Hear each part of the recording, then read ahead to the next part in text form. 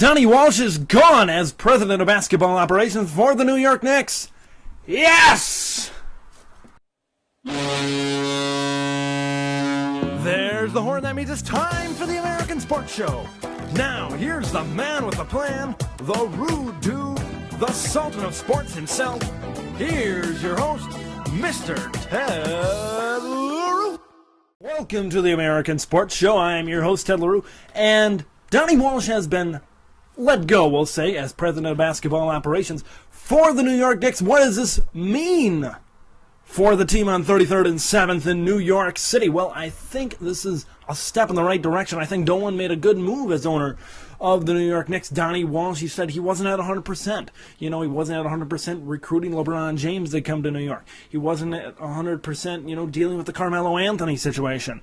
And he said over his next 2 years he wouldn't have been able to deal 100%, and he wouldn't have been into the operation 100%. So I think this is a good move by Dolan. Names like Isaiah Thomas have been rumored to take over for Dolan, but I think this is a good move. I think it's highly probability that 80% that Mike D'Antoni is gone. And I think that's the best move right now for the New York Knicks. They're a horrible team defensively, and as a big Knicks fan, you got to get better on defense. You're going to have talent with Chauncey Billups, Carmelo Anthony, Amari Stoudemire, Landry Fields was non-existent when Carmelo Anthony got there. He's a good player on the off-guard spot. You got to get him integrated, and you got to find a big guy, whether it's Greg Oden, free agency, or maybe Samuel Dallenberg, whoever you got to get. You got to get a good guy defensively, be able to block shots, be able to play good post defense. This team has to be able to play defense, and they need a good coach. Mike D'Antoni, if you keep him around for another year, I think that's too long. You got to go in the right direction. Keeping D'Antoni is not going in the right direction for the New